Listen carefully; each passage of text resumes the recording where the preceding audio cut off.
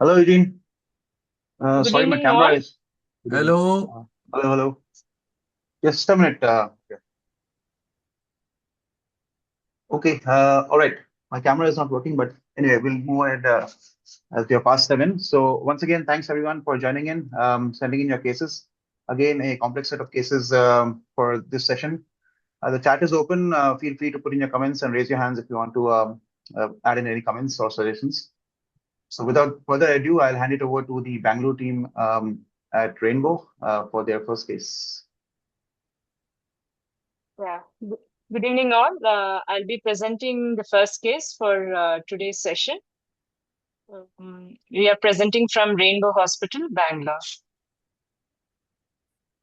So, this is a case of a 5-year-old female who was a developmentally normal child with no significant natal or past history, and she was adequately immunized. Other than the recent history of travel to Tamil Nadu, she also had a history of swimming in ponds and freshwater lakes when she was in Tamil Nadu. So she presented to us with complaints of fever since 7 days. So she actually had fever from 6 to 12.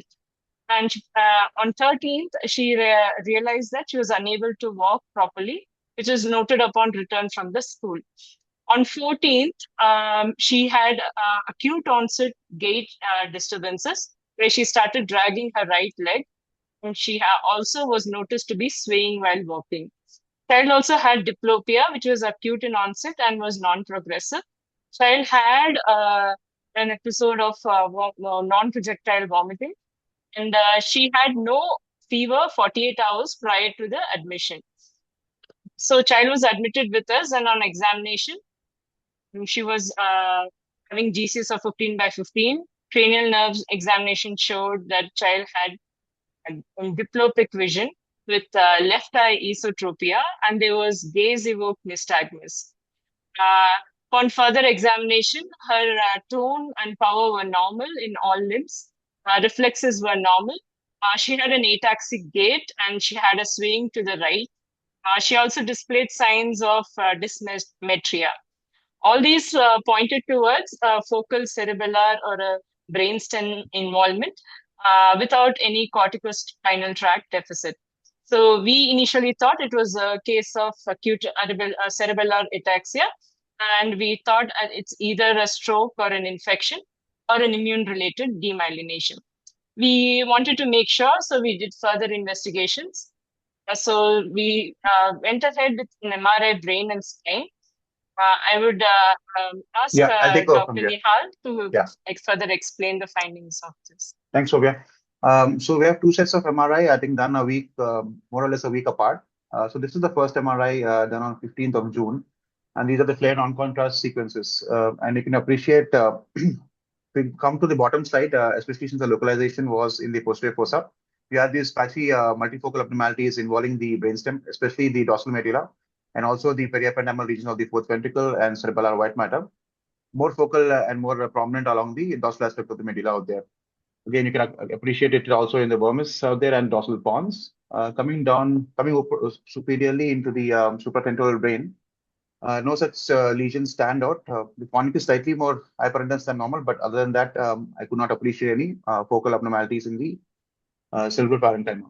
So main findings are in the posterior fossa, brainstem, and cerebellum, multifocal changes on the flare sequences. Similarly, they project on the T2 sequences. Again, we have again, similar pattern of the flare abnormalities. Additionally, supratemporally, nothing stands out on the T2 sequences. Coming down to the diffusion and the SWA sequences of the posterior fossa, you have some areas of visceral diffusion, not very significant, but some of them show reversal on the ADC sequences. In terms of blooming, there was no significant change of blooming on SWA sequences. So multifocal abnormalities in the posterior fossa with a mixed pattern of diffusion changes seen on the ADC and EWI images. Angio was done in suspicion of possibly ruling out any vasculitis or stroke-related disorder. I could not appreciate any significant narrowing or bleeding of the intracranial arteries. Post-contrast study, brain and spine was done, and if you come to the brain on the rightmost images, you can appreciate again multifocal nodular enhancing lesions, again predominantly involving the areas of the dorsal aspect of the brainstem, and also some periependymal regions and the cerebellar paramedian cerebellar aspects. If you look on the SAT sequences, there is extension into the cervical cord. I can appreciate a long segment involvement of the cervical cord. I don't have axal sequences, but this looks more like a central or dorsal aspect involvement of the cervical cord. And also, if you look at the cardiac nerve roots, they demonstrate enhancement. So multifocal changes in the posterior fossa. You have some abnormalities in the cervical cord in terms of cervical cord myelitis, and also you have inflammation of the cardiac nerve roots. So these were the main findings on the first scan. We'll come to discussion after the second scan, but yeah, I'll hand it over to Bhavya now. Thank you, sir, for that explanation. So we went ahead with the further investigations. We did a basic blood analysis, which showed a neutrophilic leukocytosis, elevated ESR. CRP was not significantly raised. We also went ahead and did a CSF analysis, which showed mild lymphocytic pleocytosis. 15 cells were there initially. Most of them were lymphocytic predominant and normal protein. We did a meningoencephalitic panel, which was negative. We also did a blood as well as a CSF autoimmune analysis, which both turned out to be negative. So we were also suspecting if it was HLH, so we wanted to rule that out, and we did a triglyceride and ferritin, both of which turned out to be negative. So our working diagnosis at this point was post-infectious demyelination causing acute cerebellar ataxia. We had the differentials of either it being an ADAM or Klippers syndrome or MOG-associated disease. Going ahead, we started the treatment with IV methylprednisolone pulse therapy. We continued for 5 days. We also started on empirical antibiotics with ceftriaxone, and anti-edema measures and supportive neurovitamins were also started. However, on 18, that is around day 4 of steroid therapy, child started developing fever spikes and the CRP was showing a raising trend. On 19th, antibiotics were escalated in view of raising CRP to vancomycin and piperacillin. Slide now. Another slide. Yeah, sorry. Go ahead, Bhavya. Sorry. Carry on. So yeah, we also started empirically on oseltamivir and then sent a flu panel since we had a endemic going on in the hospital of the flu. So flu panel later turned out to be negative and we stopped oseltamivir. On 21st, child was seen to have further deteriorating sensorium with excessive drowsiness, worsening ataxia. There was a new onset left-sided facial nerve weakness. So at this point, we even gave IVIG 2 grams per kg over 12 hours. We then asked for a repeat MRI and EEG. So MRI will be discussed by Dr. Nihaal again. All right. Follow-up MRI, I think, done approximately 7 days apart. Now, in the supratentorial vein, you have these multifocal abnormalities which are not seen in the first scan, predominantly involving the deep brain nuclear structures, the capsular white matter, some areas also involving the periventricular white matter and the central submucoval on both sides on the first image out here. Also, the hypothalamic region is involved along the anterior commissure and the middle temporal lobes, possibly explaining the endocrine abnormality, which Bhavya will discuss later on. Coming to the posterior fossa lesions, some of the lesions have decreased in size, especially on the right-sided aspect and dorsal pons. The medulla along the left aspect is still there, but as you can see from the first scan, there is some interval reduction in the posterior fossa multifocal abnormalities with progression or new changes in the supratentorial vein, especially in the central aspects of the brain that is involving the deep brain nuclear structures and the hypothalamic region. Diffusion wave sequences, we have these multiple tiny punctate areas of restricted diffusion involving both the basal ganglia, both the capsular white matter and also the central submucoval. Also some areas of restricted diffusion in the cortical subcortical of the middle temporal lobes. In terms of posterior fossa, no new abnormalities in terms of diffusion changes, but these are the new findings on diffusion which were seen in comparison to the first scan. Again, nothing stands out on the GRE or SPINacademics sequences. In terms of the cord inflammation also, as I've seen on the first scan, there is interval reduction in the cord myelopathy. Some residual changes in the dorsal aspect of the pons and the cervicovenous junction are still persistent. Post contrast, the supratentorial brain abnormalities do not demonstrate any significant enhancement, no meningeal enhancement out there. In terms of the posterior fossa structures, again, you have this nodular enhancing foci. In terms of contrast uptake and enhancement, it is demonstrating interval reduction in comparison to the first study. So yeah, to summarize, from the first scan, predominantly posterior fossa multifocal abnormalities, long segment cord myelopathy, and inflammatory changes of the cardiac nerve roots. On the follow-up scan, the posterior foci inflammatory changes have reduced. There are new changes in the supratemporal brain, especially along the central aspects. Yeah, and these are the main findings on the follow-up scan. Okay, sir. Thank you so much. So proceeding ahead, we did a EEG for the child. So EEG showed that the background was normal except for slightly low amplitude in stage 1 and 2 of sleep. There were normal sleep spindles and vertex waves. So there was no evidence of epileptiform activity. At the same time, on 21st June, we noticed that the child had hyponatremia with polyuria. So we also did a serum cortisol, urine osmolality, and serum osmolality, all of which was suggestive of cerebral salt wasting disease. So we started simultaneously on sodium and potassium correction along with fluid replacement. We also started the child on oral fludrocortisone, 100 mics BD. So going ahead, right now we have been having quite a few differentials in mind. So we either thought it might be a vasculitic infarct or a neurosarcoidosis or an SLE or GFAP astropathy or any other AI encephalopathies. Or given her recent travel history, there was an epidemic in Tamil Nadu, which was recently published, which showed the prevalence of melioidosis. So even investigated for that. So all the investigations so far have come negative, except for leptospira. We also have two investigations which are still pending. One is G1Q and oligoclonal bands. So based on these differentials in mind, we have started the child on heavy meropenem and ceftriaxone. And we're planning to continue it for 2 to 3 weeks. Based on vasculitic possibility of a vasculitic infarct, we have started the child on aspirin as well as oral steroids in a tapering dose. Azithromycin and doxycycline were also started in view of suspected rickettsial coverage and also for legionnaires. We also simultaneously started the child on mitochondrial supplements. At present, the child's sensorium is improving.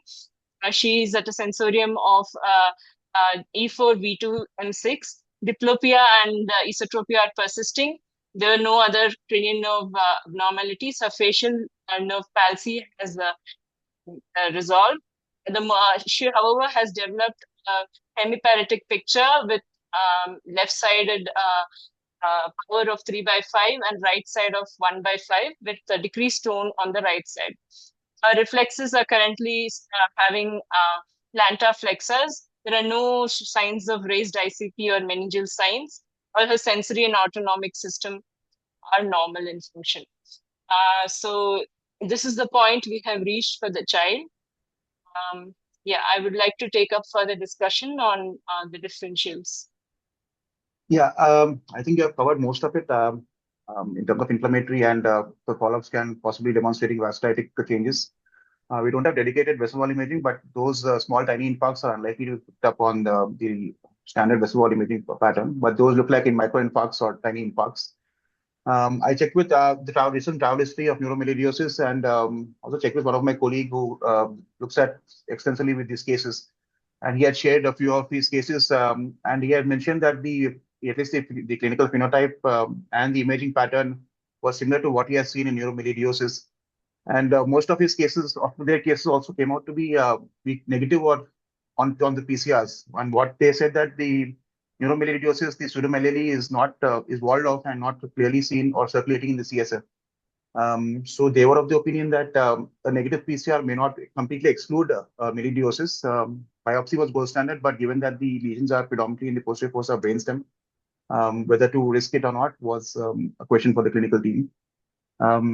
Just a few of these cases which showed interval changes of the inflammatory changes, but ischemic changes developed later on. With that, I'll open the case for any further suggestions and discussions. So with melioidosis, the CSF protein should be high, but we've done 2 CSF and the protein is normal on both occasions. Okay. So when cell count has reduced from 15 cells to 2 cells, the most recent CSF. Okay. We have for I took the point that PCR may not be positive, so we sent a newer test NGS as well, um, CSF NGS, which will pick up live DNA. That is also negative. Yeah. So melioidosis, a treatment involves 6 weeks of IV antibiotics and 6 months of oral antibiotics, which is a long time to give. So we were thinking because leptospira came positive, we were Yeah. thinking could it be that with vasculitis? Yeah. But is it vasculitis, Dr. Nihaal? Is it like stroke vasculitis or is it not that? These appear to be infarcts, vascular related, small vessel related changes, or secondary Huh. viremia can cause. I mean, secondary organism is spreading via the blood vessels can cause these. But yeah, these look like tiny infarcts Tiny infarcts only. Okay. So and because small I vessel start, infarcts, more in the lenticulocyte artery territory. huh.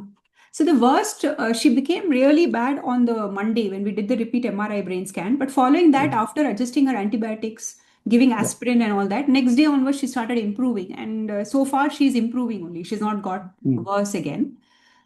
So this vasculitis was a concern, and the second was there were questions raised whether this might be GFAP.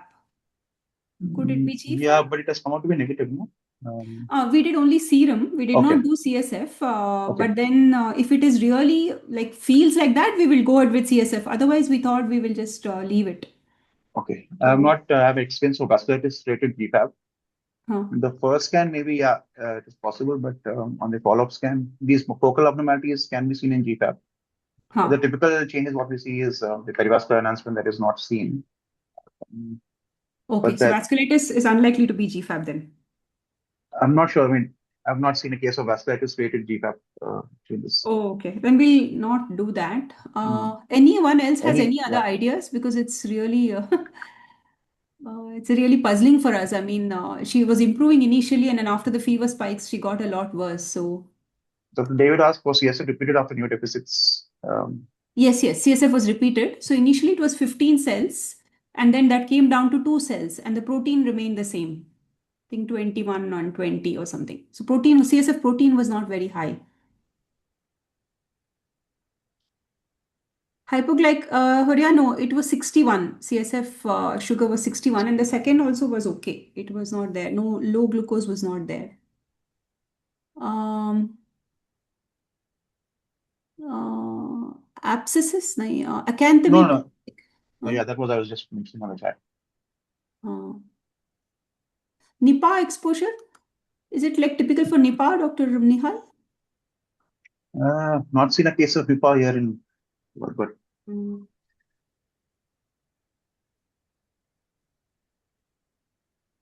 Dr. Lokesh, sir, do you have any ideas? Is he there? Sorry, Hmm.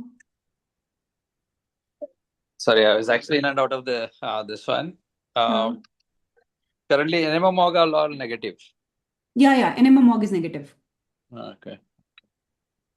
Because the lesions, the location of the lesion can be with NMO or yeah. and But the only thing that Lokesh was this time diffusion changes on the follow-up scan.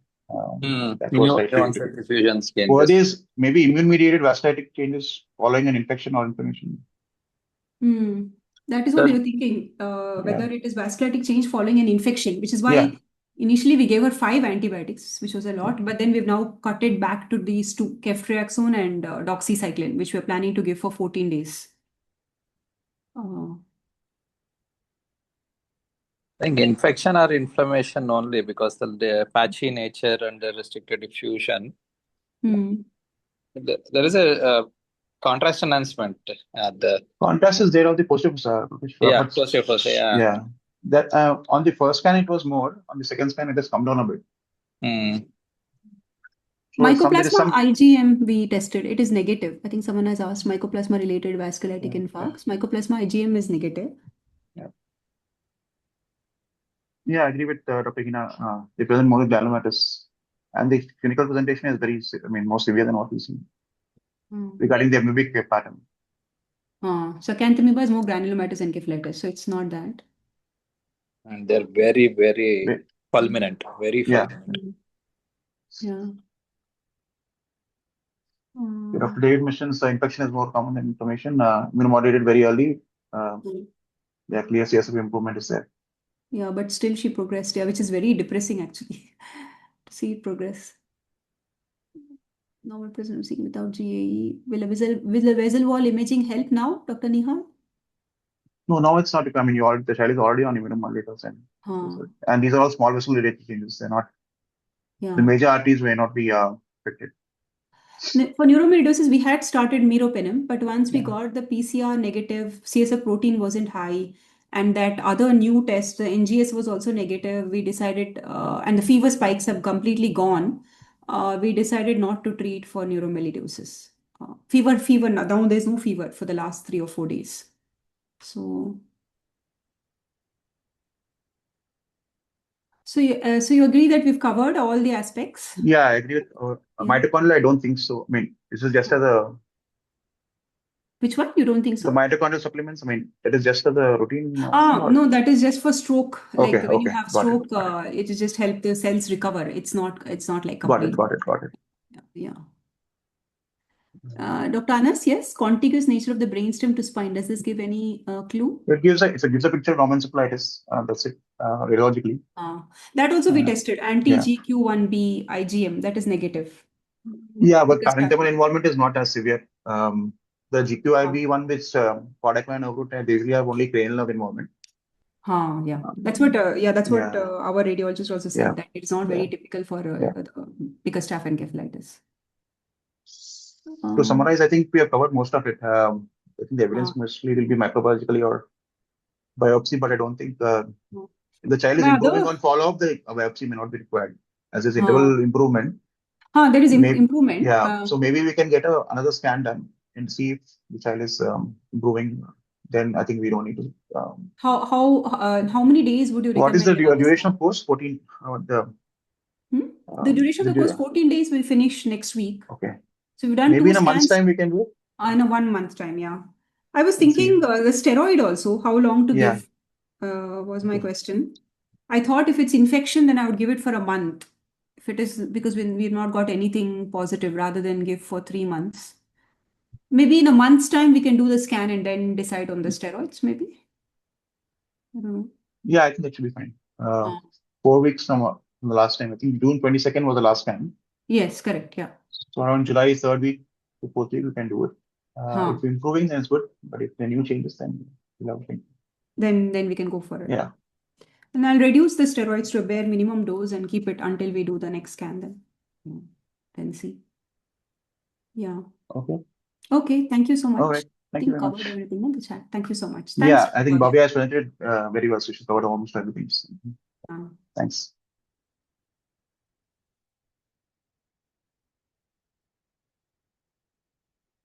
All right, Bhargavi, for that, would you? Hello, sir. So this is 8-year-old child who presented with a biphasic fever of 1 week duration and 2 episodes of vomiting, 1 episode of seizure, and altered sensorium. Background history: uneventful, developmentally normal child, and born to non-consanguineous parents. No previous hospital admission. So this child was encephalopathic at admission, hence she was intubated.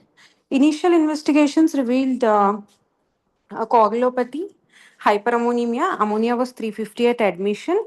INR was 4.6, and she had transaminitis. So acute liver failure was the working diagnosis, and the inflammatory markers were elevated. So there was hyperferritinemia, and D dimers were elevated. So thought to be in cytokine storm with a liver failure. Possible etiology: dengue IgM was positive. So she was treated with plasma exchange and IVIG. And the liver parameters were settled. Liver parameters were settled, and child eventually got extubated. So can you show the first MRIs? All right. So this was the first MRI. Nothing significantly stands out other than the diffusion changes which are seen on the right thalamus and possibly on the posterior aspect of the corpus callosum out there. So these tiny focus of abnormalities with a background of atrophy of the brain, predominantly in the cerebral hemispheres. No extraxial abnormalities. That thalamic abnormality does not demonstrate any blooming on GRE. No abnormal contrast uptake.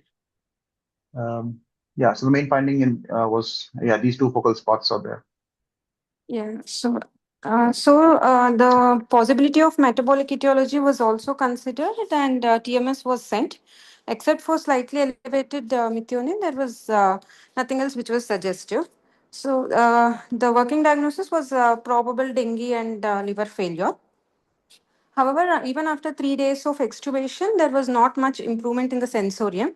Child was having spontaneous eye opening, and anti-gravity movements were there, but there was poor command following and poor eye contact, and lot of involuntary movements. So that's when an MRI was repeated on day 9 of admission. All right. So new MRI, new changes. There are some confirmed areas of diffusion restriction, predominantly in the centrum semiola over here, the periodontic white matter. Frontoparietal regions, and possibly along the subcortical areas of the, again, frontotemporal regions. More dense abnormality is in the cerebral peduncles. The basal frontal are, again, demonstrating some areas of cortical diffusion restriction. Medial temporal lobes. So these were the new areas of diffusion changes seen in comparison with the first scan. On the T2 sequences, we can appreciate slight corresponding T2 hyperintensities, but main changes were on the diffusion ADCs. Again, we have these changes of T2 hyperintensities in the cerebral peduncles. No abnormal enhancement on post-contrast study. Spinal cord was screened. We could not appreciate any spinal cord lesions or myelopathy. I'll come to the scan later on. Maybe about we can. Yeah. So at this point, the discussion was whether the MRI changes are just sequelae, or is there any ongoing pathology which was going on? Because otherwise her blood parameters, ferritin was normal 257, ammonia was 53, and liver enzymes came down from 2000, 3002 down to almost 200s. INR was normalized. There were mild cytopenias at admission, which also had normalized. So, but only thing is that child was not showing adequate improvement in terms of CNS. So plan was to send genetics for whatever benefit the suspecting urea cycle disorder. However, in view of financial issues, child was discharged at request, and they are currently in AIMS Bibinagar. So it's been a week since discharge. Even now the CNS wise, child was same. There is some spontaneous eye opening, poor command following, and involuntary movements. So actually, our ET culture there was aspergillus. So child was started on antifungals. There were few fever spikes, but they were gradually spaced out.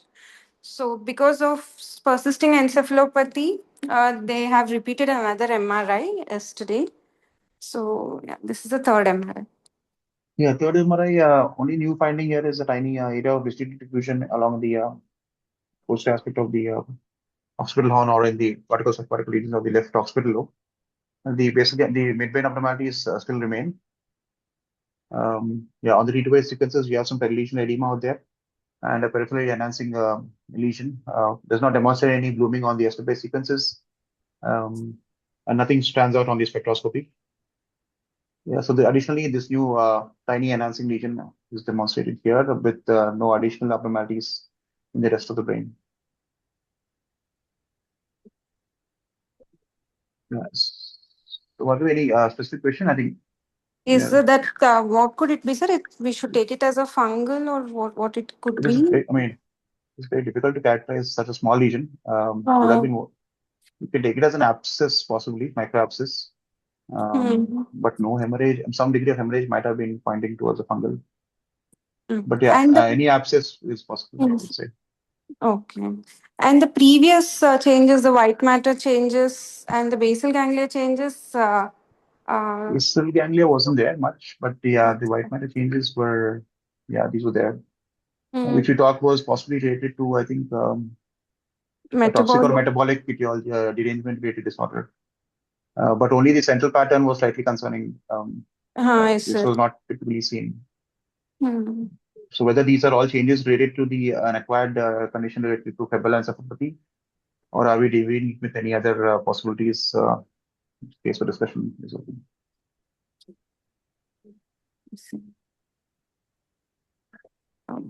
They have been counseled for genetic testing, sir. Okay. But still, the MRI was apart from the small lesion. There's not They're much same. involvement. No, nothing much. The diffusion changes, I don't think I've put it up. Yeah, the diffusion abnormalities are, I mean, you can appreciate here. The white matter is not there. Yeah, that is possibly a transient change which was seen in the previous study. But these midbrain abnormalities and this new change over here is on the follow-up scan. From the seniors, I just wanted to know whether we should take it as a sequelae of a viral infection with some hyperinflammation and liver failure, or should we do anything further? Any sepsis presentation, Anas asked? No, CRP was only 11. Procals were negative. Yeah. Child was given IV methylprednisolone at 10 mg per kg for 5 days in view of hyperferritinemia and elevated D dimers. So, yeah, so maybe we'll follow up with the AIMS team and we'll get back Sorry, to Bhargav, you. your main question was to take it as sequelae of viral Yes, sir. infection? Yes, sir. Okay. Whether to have to take it as a sequelae or because genetics is planned. Apart from that, anything else we should do or we should wait and repeat the tests after a week? If anyone has any comments, please. Repeat CSF will be done now or not required? They have planned, sir. Okay. Yeah, I'll discuss with them. Child is a names Bibinagar. So even the midbrain changes, if you see on the T286, this is the latest one. I think it has reduced compared to the first time. See, here you can say appreciate it is slightly more extensive involving the peduncles. And on the follow-up scan, that has come down. So this is kind of, yeah, it's demonstrating interval reduction, but only this new lesion has been there. Can it be possibly acquired, hospital-acquired infection? Or yes, it could be because child has received steroids and also the ET was showing some colonization. Okay. Yeah. So the other parenchymal abnormalities are reduced compared to the first scan and the second scan. Only thing, this new thing is there, which I think is related, maybe related, as you have mentioned, hospital-acquired infection. So maybe threshold for genetic maybe slightly low, even that the changes are not progress. But I think we'll have to just evaluate for this lesion and see if there's no other new lesions. Yes, sir. Sure. If anyone else have any other comments before? Yeah. Thank you. So maybe we'll take it as a sequelae and with the hospital Even that the acquired interval reduction, you can take it as a sequelae. And this is a hospital acquired microabscess kind of. Yes, sir. Thanks. Yes, Okay, thank you. All right, I think Dr. Jayashree or Anas will be presenting the next 3 sets of cases. So whoever is there, over to you. Yes, sir. This is a 8-year, 2-month-old boy with developmentally normal child with third-degree consanguineous marriage. Section delivered, birth history was not eventful. So since last 20 days, he has a complaining of restriction of movements of eyeball for 15 days, swelling of bilateral periorbital regions for 5 days, high grade fever for 5 days, and seizures 2 episodes GTCS type with no encephalopathy, which was treated for with IV antibiotics and oral steroids at referral hospital. On examination, the child was having lateral gaze restriction of the movement, and we were thinking of the cavernous sinus. On examination, bilateral pupils were normal, bilateral abduction weakness was there, and convergent squint was there. So we suggested of 6 nerve cranial palsy with motor and cerebellar examination was normal, hearing was normal, with no facial weaknesses was there. The patient presented with high grade fever followed by the ocular abnormalities, if not mistaken. Yes, sir, with the 2 episodes of seizures. Seizures, yeah. Yeah. The first video demonstrates. Yeah, the on examination, Abgaze, he has right-sided esotropia with bilateral.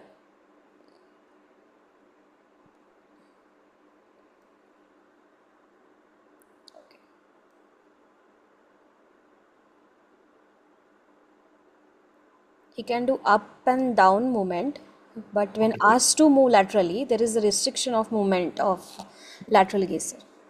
Got it. Okay. So with this, I think we have one MRI done externally. I have only the films. Let's see. It looks a bit quite normal for a patient with cavernous sinus thrombosis. The eyes are not red, they are not swollen, nothing. This is on follow-up, sir. 20 days after the treatment. Oh, okay. They came to us after the treatment. Now, retrospectively, I see.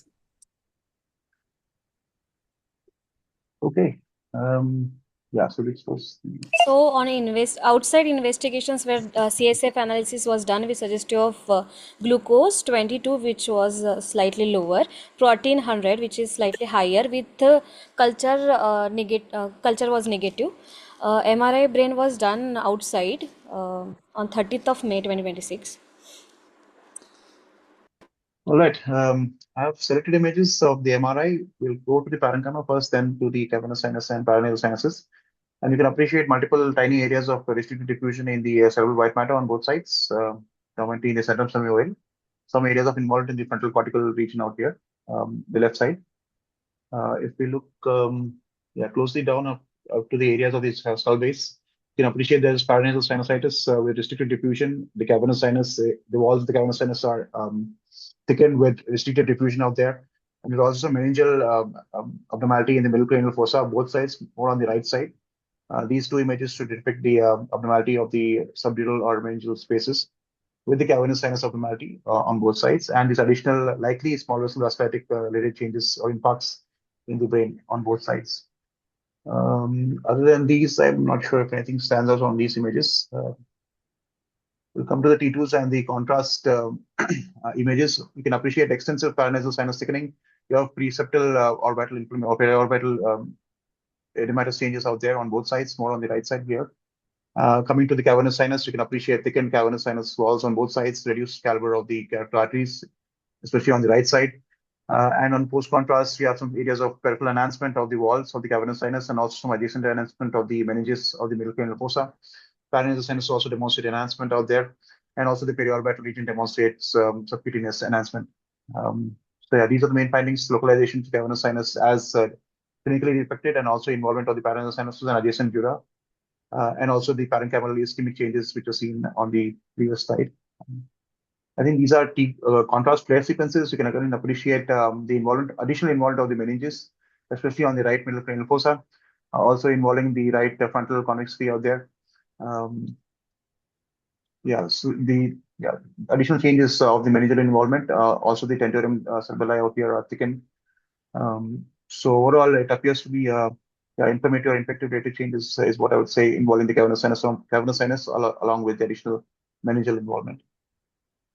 Post-contrast sequences, we have seen the cavernous sinus predominantly peripheral enhancing abnormalities along near the area of the cavernous sinus and the dura. In terms of other areas of parenchymal or meningeal enhancement, not sure if anything stands out other than these central skull base and middle cranial fossa abnormalities.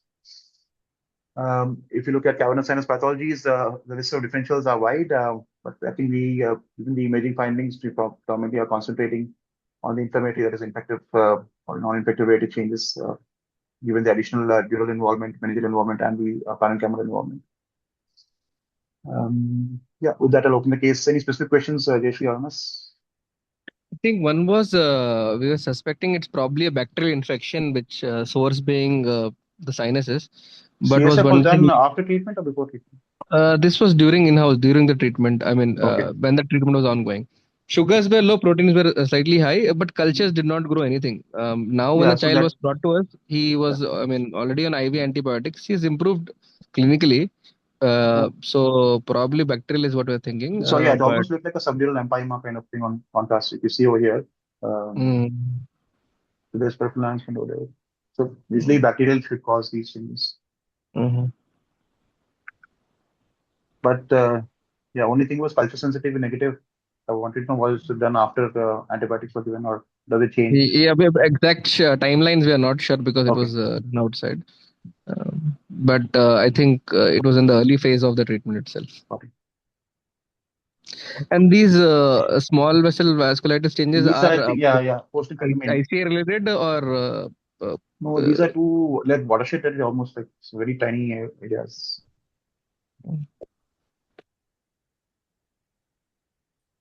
But yeah, I would say ICA contributes to it, given that there's reduced the caliber of the ICAs on both sides, more on the right side. If you see this panel out here on the middle panel, there's another was just vasculitis. some prepontine collection of some sort. Yeah, I saw that mentioned in the notes, but there's no collection over here as per se. Okay. Yeah. Out of And there's interest, no, what antibiotics he's on and how long has he completed? So he was on vancomycin and ceftriaxone.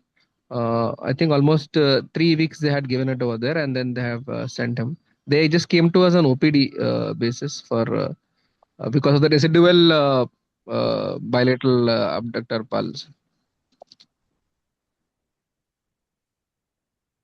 How long are you planning to give the antibiotics? 6 weeks? Because of that. Yeah, that was the thought that because there's no culture as such.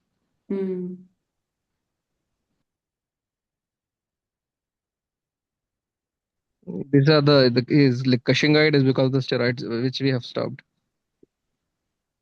You will get a follow-up scan after 6 weeks, or that was the thought initially, probably to see if any interval reduction. Yeah. Clinically, it's doing much better. Is like all good, not toxic at all.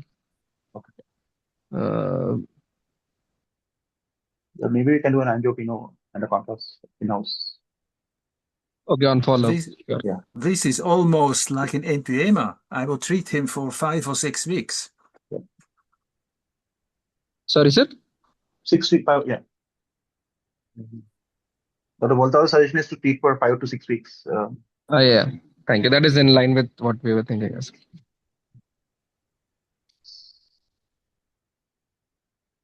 All right, Tanas, let us know on the follow-up scan if there's partial interval reduction or not. So we all agree effective likely 6 weeks medication and follow-up scan after that. Okay. With that, I'll move on to next case. So this is 4-year, 8-month-old girl with third-degree consanguinity, developmentally normal child, with right focal motor seizures with preserved awareness, onset at the age of 8 months. Now she is 4 years. She has a seizures frequency of once in 3 to 4 months. Right focal motor seizures lasting less than 10 seconds. The last episode was 15 days ago. On examination, microcephaly was there. She is a right-handed. Writing was good. No dexterity issues. 1 capillary spots. No pronator drift, and normal neurological examination was there. Okay, with this suspecting a lesion or your localizing features? Right. Yeah, probably towards because it was all were localized to her hand. Probably to the motor cortex was a thought process. But thing is, she was already, I think, at around 9 months of age. An MRI was done and was reported to be normal. So now that she is 4, we thought we'll get a proper scan. Got it. All right. MRI images predominantly focusing on the left perineal region. You can appreciate there's a focal predominantly cystic lesion on the left perineal region out here with some adjacent edematous changes or hyperintensity changes involving the cortex. No additional abnormalities in the rest of the brain. These are non-contrast images. We don't have contrast sequences done for this child. So T1, you can appreciate it's predominantly hypointense, some areas of internal projections out here, possibly some solid components out there. And on diffusion, there is no areas of restricted diffusion, more predominantly facilitated diffusion. Almost closed on him. And on the Dr. Dani, if you can just control the background noise. Yeah. On the GRE sequences, I think as sequence, you have areas of blooming. And Yeah, these are T1s again, coronal sequences, predominantly cystic, but you can appreciate some solid components, maybe projecting out here as we don't have contrast images.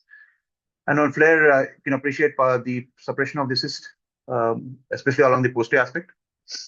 And on the SL, the region demonstrates hypometabolism, no areas of increased perfusivity. With this, I think the question asked was, are we dealing with a low-grade lesions? Yeah, that is what we thought of for possible low-grade neural tumors. DNET gangliomas can present with these. FLAIR suppression or FLAIR rim sign is maybe helpful for DNETs. Gangliomas usually are more heterogeneous, but in the initial stages can present similarly. Yeah, the other possibilities are these, but all of them come under the spectrum of low-grade neural tumors, except the DGONC. But these lesions really do not have lesion edema, are more calcific in nature. Yeah, I think these are the differentials we thought of. Whether to rule out complete infective etiology such as a parasitic lesion was another question. And whether to do a contrast study spectroscopy or the image is sufficient was another, I think, take. And then surgically to be intervened or not is the question, right, Anas? Yeah, because this it is near the hand knob, or probably this must have, I don't know, the function must have later lives. We have not done a functional MRI as such, but like. No, is the epilepsy resistant? Yeah, she's been I mean she's been having seizures since 9 months of age. It's very focal, just to the hand region. Earlier, child would not know. Now the child is able to anticipate. She has some sensory phenomenon. She says just before the seizure. It has not affected her hand function as such, but she's on 3 anti-seizure medications, appropriately dosed. But I think now we can probably optimize it further. She was lost to follow up. Still, there's some scope to optimize medications, but simultaneously, we're wondering if any intervention would be required. Can you show it in relation to the motor cortex and the axial?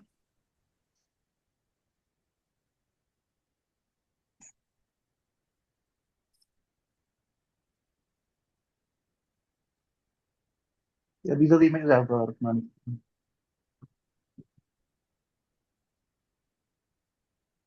A part of it is also hemorrhagic, no, sir? Calcific, I don't know. Hemorrhage or calcific? I mean, looks like because calcific. in the phase thing, it was black. It's a Siemens machine. Yeah, you'll have to follow the vessels actually. That is the easier way. Okay, so if you look at the vessels over here, they're slightly hyperintense. So they usually carry blood. So the vessels, whatever the signal changes of the vessels is usually the signal characteristic of the lesion. Not always, but I think I would have been more confident with the CT. But yeah, here it is showing opposite signal changes to the vessels out there. Is it involving the motor cortex? I think it is. I'm not sure. Yeah. Especially on this image. How old is she? She's 4.5. It's 4.5. Onset of seizure is 9 months, sir. It's always the hand. High risk case. So only thing is the 9 month scan. I don't know because it was normal. We have yet to. I mean, we had seen it, but we don't have the hard copies. We've asked them to get it back. Got it, but that doesn't change anything. Yeah.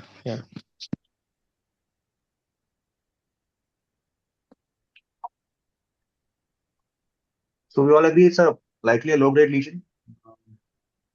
Yeah, it's low-grade epilepsy. Low-grade, yeah. So probably just optimizing medication would be a first option here, considering the area involved. I think better to get an epilepsy surgery evaluation, no?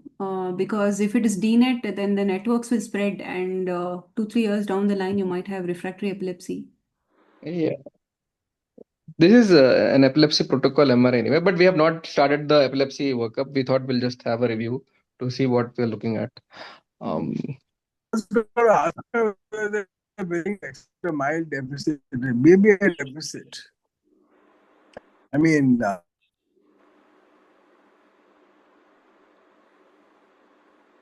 No, sir. Seizures are not controlled. difficult to young child.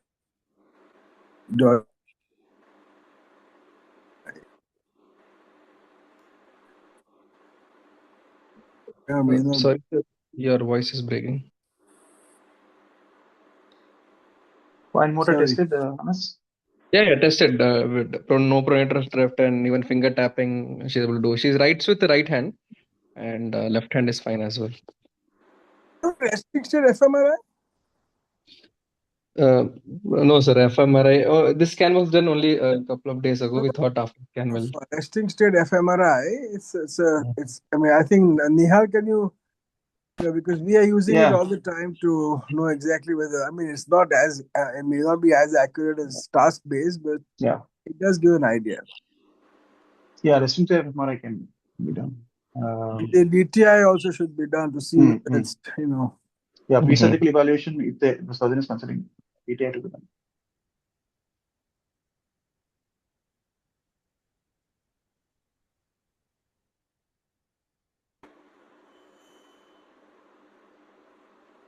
Dr. Taja's dexterity.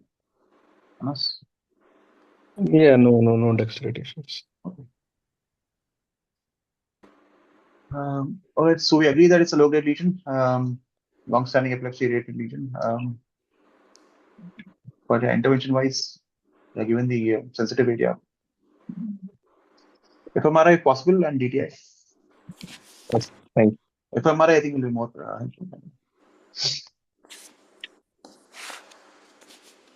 Anything else to add? Yeah, angiocentric glioma. Yeah, Manoj, I would agree. Anything low grade is possible here. But I'm thinking more of neural than gland. The contrast may not add much, will it? Yeah, not really. But I think at baseline contrast may be required. Now not required, but at the time of since the lesion is there, maybe a contrast required. Okay.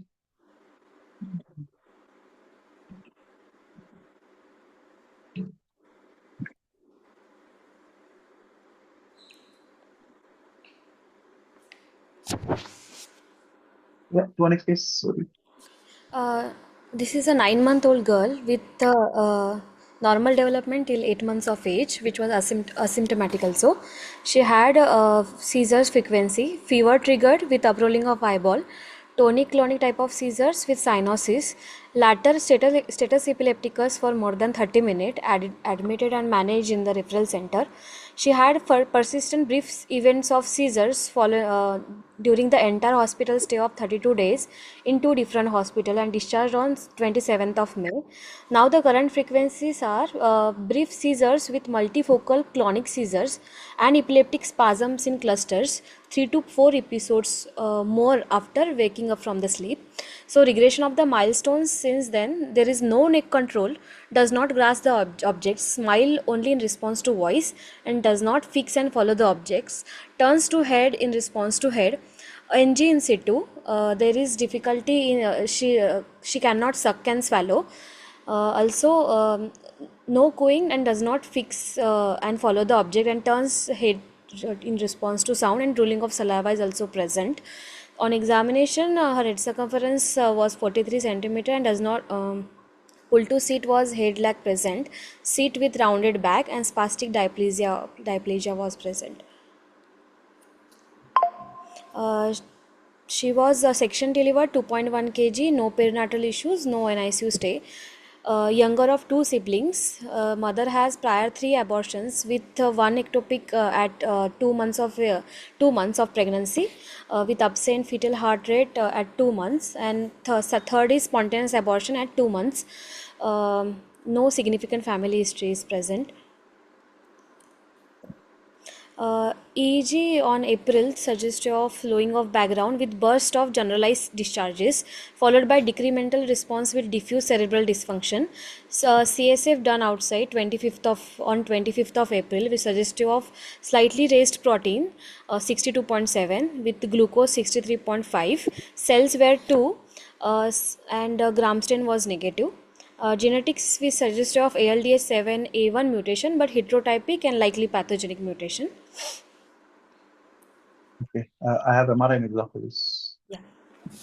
To summarize, the child had fever to get seizures, followed by status epilepticus for more than 30 minutes. Yes, sir. And hospital stay for almost a month, over a month. And then following with that, regression of milestones following the seizures, right? Okay. Again, I have only film images. So T1, T2 images out here. You can appreciate there are areas of cystic changes especially in the bilateral frontoparietal temporal regions, and also involving the bilateral basic ganglia, the dorsal striatal regions. Some areas, I think these are even shortenings, such of I think cortical lamina necrosis with corresponding T2 hypointensities out there. Predominantly affecting the supratemporal brain, the posterior fossa structures are relatively spared. The brainstem and cerebellum do not demonstrate any signal abnormalities or changes. On the SAT sequence, again, you can appreciate the extent of involvement, especially on the frontal lobes out here. Corpus callosum is slightly reduced in volume, but again, sparing of the posterior fossa structures with predominant changes of the supratemporal brain and peripheral regions, and also involved the dorsal striatum. Yeah, I mentioned dorsal striatum is hyperintense on T2. Flare sequences, you have again areas of cystic changes, flare hyperintensities out there in the cortex and subcortical regions. Yeah, the basic ganglia again are slightly more hyperintense, but better appreciated on the T2 sequences.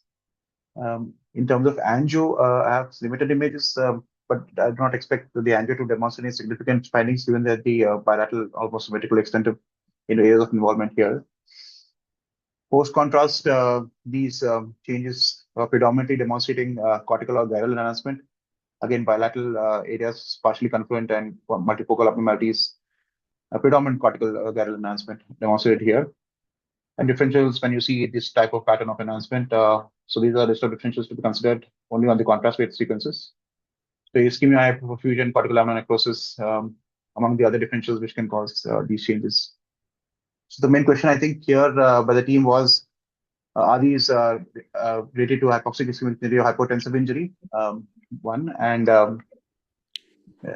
anything else to be considered in clinically given the genetic, given the epilepsy and the genetic mutation here? Yeah, so I think there was, because both were heterozygous and it's an autosomal, so genetic as such, those findings what we have found were not a match. But so is it just all can be explained by acute hypotensive or What was the hypoxic? timeline of imaging after the event? Because these are not acute changes, especially the cystic changes. No, I here. think this was not during, so exact timelines, I'm not sure, but this is not immediately because the child was in status. I think probably a little later during the stay. I'm not sure exact timelines wise. I think the scan, maybe it's 21st May. So you have already done CSF on 25th April. So maybe a month or two into it. So, yeah, probably it was much later. What I can recall, I don't remember the timelines. So these are subacute to chronic. Yeah, side up. It's a little strange now that you have a cystic changes and subacute changes at the same time in the same areas. Yeah. Because usually cystic changes at this age would be about 2-3 months, right? Possible. Yeah. And the enhancement, etc., it tells you is about beyond 2 weeks. About it's in the subacute stage. The enhancement usually so happen in chronic and subacute changes in the same areas. It's strange. I don't know how to. I mean, these look like watershed infarcts. Yeah. Or maybe transitioning into subacute to chronic states. Yeah, maybe it's a kind of longer than what the timeline suggests. Melas ruled out. The Melas, I don't think present with such an extensive changes. Yeah, I'm not sure. Anas ruled out. Yeah, I think it was not considered. Yeah. Dr. Taj, status rated, yes, post epilepsy related gliosis and encephalopathia possible, Taj, but child had seizure for 30 minutes, whether there was any accompanying hypoxic events or not, especially partial prolonged, which we usually see in this watershed type pattern.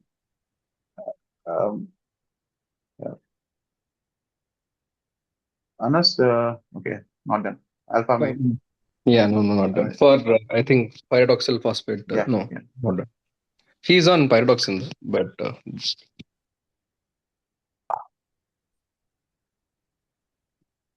What's happened? So I think that Anas, just to summarize, imaging by subacute to chronic stage, I think we all may be considering a single point thing rather than something but genetic. But I'm not sure if the seizures and the clinical phenotype completely matters. Do you agree? Regression of milestone common? No, I think with the acute insult, there is a regression, probably not related to any of the gene variations, actually. Thank you.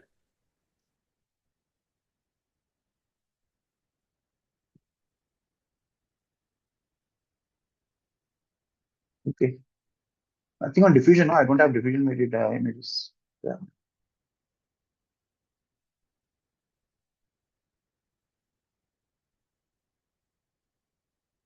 Yeah, they didn't have CD, and this is all the images actually. So Dr. Taj seizures still present after B6. Yeah, still present. When we saw the child, she'll continue to have seizures, multifocal. Okay. We have seen on OPD basis after the. Got it. So I think we can conclude the imaging findings, insult as what has happened in the hospital or prior to that.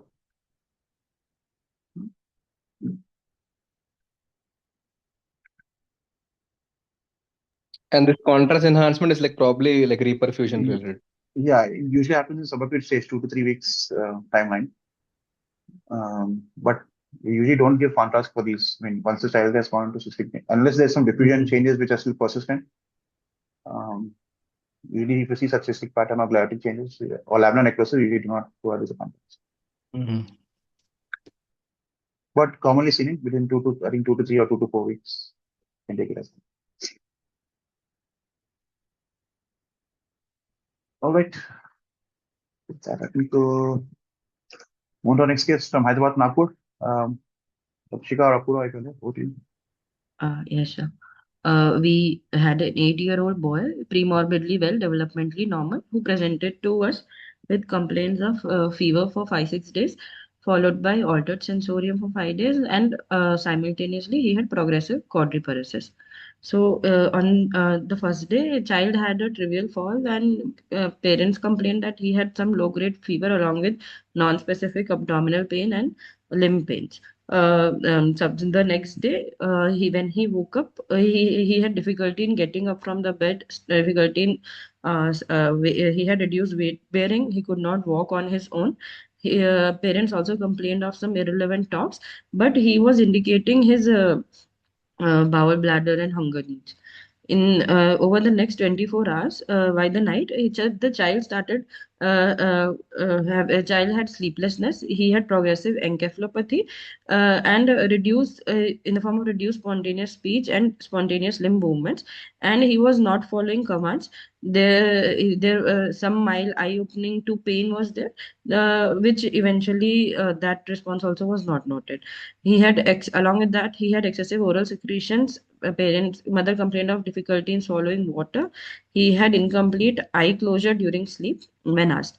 Initially, he was evaluated at the nearby hospital where plain MRI, brain, and CSF was done, which was fairly within the normal limits. But as his sensorium deteriorated, he was referred to our center. When he came to us, there was some meaningless eye opening only occasionally seen. There was no verbal response, no spontaneous limb movements, and for airway protection, he was intubated. He had reactive pupils. There was absent doll's eye reflexes. Suggesting some external ophthalmoparesis. Incomplete eye closure with conjunctival suffusion was also noted, and bulbar dysfunction in the form of excessive pulling of saliva was noted, along with generalized hypotonia and areflexia. So at admission itself, child was noted to be in hypertensive emergency, and over the course of our PICU stay, he also had an episode of sudden onset bradycardia requiring autonomic inotropic support, so suggesting autonomic dysfunction. When initially asked, the parents only told that they have a pet dog who hasn't bitten the child, but then On probing further, they told that around 1.5 to 2 years ago, child has had a category 3 dog bite. This dog was subsequently killed by the villagers. He had bitten multiple people in the village also, but no post-exposure prophylaxis was given to the child. Mm. Uh, uh, uh, in so initially we were considering possibilities based on history as overlap of GBS with Bickerstaff brainstem encephalitis, and other possibility we thought of was antiviral encephalitis with anterior horn cell myelitis. However, considering this dog bite history, then we started thinking of furious paralytic rabies encephalitis. So the CSF, which was done at the center before referral to us, showed acellular and sugar protein were within normal limits. At our center, however, 265 cells, neutrophilic predominant with elevated protein was noted. Cultures were sterile. Um, and now conduction study was suggestive of symmetrical diffuse motor axonal and polyneuropathy. USG abdomen 2D echo done for hypertension workup was fairly normal, suggesting this was some acute hypertension only. And urine for porphobilinogen, as initially we also thought of autoimmune, sorry, so we initially also thought of porphyria. So then we sent urine for porphobilinogen. However, it has been negative multiple times. We have sent it, considering hypertension, some behavioral changes, and neuropathy. So now we have also done CSF viral panel, which by viral and bacterial panel, the PCR has been negative for the common virus, and enterovirus also is negative. So now imaging, sir, and any possibility of rabies according to the panelists. Okay. Imaging wise, there is some atrophy of the brain of the bilateral hemispheres, cerebral hemispheres. In terms of the basic ganglia thalami, stands out pretty not very bright. No white matter changes in supratemporal brain, but coming down to the posterior fossa, the dentate nuclear changes and some degree of Pons abnormality is slightly abnormal for an 8-year-old.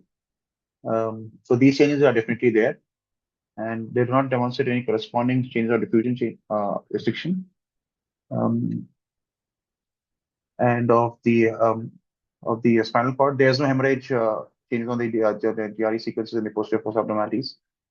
I don't have axial sequences of the spinal cord, but maybe possibly it's got myelopathy over here, and even the lower thoracic cord appears to be slightly swollen. But axial images would have been possibly helpful. In terms of enhancement, no signal changes or no contrast uptake in the spinal cord or the quadricular nerve root, or significant enhancement out there. Team has a question of the posterior changes are definitely abnormal, associated with possible cord myelopathy here. Question and post contrast brain do not demonstrate any meningeal enhancement or any parenchymal enhancement of significance. Question was rabies is a possibility. Imaging does not completely rule it out, but it would have been one would have been more confident if these changes were present. It can start off with brainstem or encephalitis step pattern with cord myelopathy, as highlighted here in the first two images, but predominantly it would have been more specific if there was more deep brain nuclei involvement, more mesencephalonic involvement, and holocaudal long segment myelopathy of the spinal cord. White matter changes can also be seen as confluent abnormalities in rabies. So I'm not completely ruling out, but at this point of time, I would say, predominantly Raman encephalitis type picture with myelopathy, and the case is open. Sir, what would you say? Is it favoring Bickerstaff brainstem encephalitis? Also, the workup for rabies. But diffusion is negative. No, it's almost sometimes it shows. Can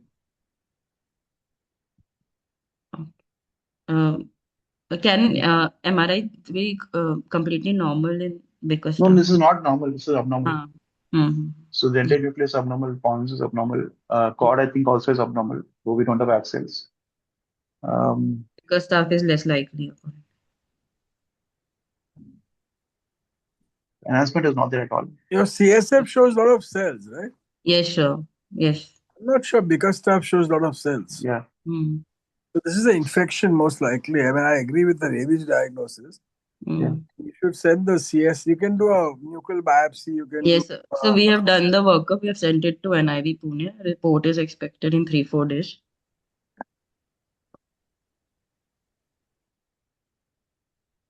I wouldn't completely rule that rabies out. Infections, yes.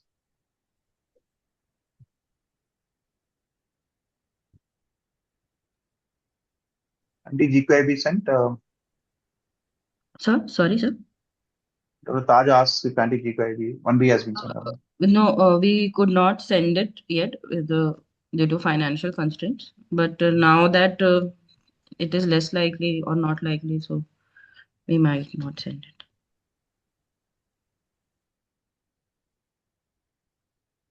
And the other people who have sorry. How many Sorry, days since the illness started? Yes, sir? The illness started how many days ago? Sir, 22nd was when the parents are complaining of the low-grade fever. June. Yes, sir. And on 30th, we have 8 days, we have done the CSF. 4 days later, the CSF done at another center is completely acellular and sugar protein was also normal. Any other differentials are in infectious also, any particular thing that we are thinking of? Ophthalmoplegia is not documented, or is it there? Sorry, I think I missed it. Sir, it is there. The doll's eye reflex was absent. Okay. The child is intubated, so whatever we could do. Tool for enterovirus? One more section. Dengue also you can sometimes get this. Okay, sir. But usually myelopathy is unusual. They usually have a brainstem encephalitis. Yeah. Okay. Thank you. Thank you, sir. Although But he does rabies not have not any completely ruled out, multi-system involvement, there is no thrombocytopenia, no LFT derangement. No, I agree. I'm just saying that possibly Yes, sir. this is our first diagnosis is rabies, like you correctly said. Okay. So rabies is high on cards. Yeah. Any multiple dog bites? Anything happened to the other people? Any history of that? I mean, I don't No, sir. They are normal. They are fine. Yeah. And 1.5 timeline is all right for rabies, I guess. Where was the bite? Leg or where was it? Leg. They said leg. Yeah, so leg takes a long time. Yeah. Generally, if it was in face, the long incubation period could.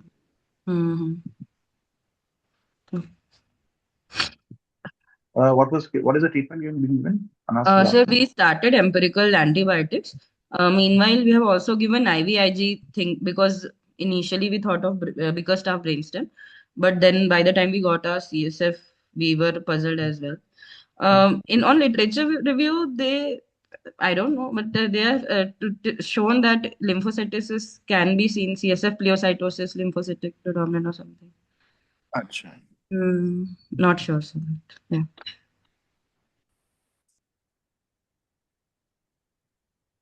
Yeah, Dr. Taj agrees can be seen. So, yeah, but we still have to rule out rabies because that is the most great prognosis, I think. Yeah, we have and we'll let everyone know what the results are like. Thank you. Any plan to rescan the child? What, sir? To rescan the child?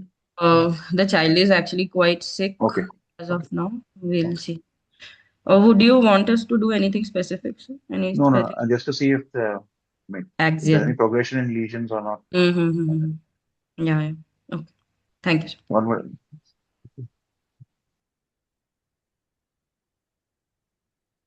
All right, I think that should be, if there are no further comments, that should be our last piece. Thanks again, once everyone, and we'll meet again in 2 weeks' time. Thank you, everyone. Thanks, Dr. Nihaal. Thanks everyone for joining in. Thank you. Okay, good night. Bye. Request the radiologist all to send some cases. This is also a radiology meet, so thank you. Bye. Bye, Dr. Eugene. Bye-bye. Bye.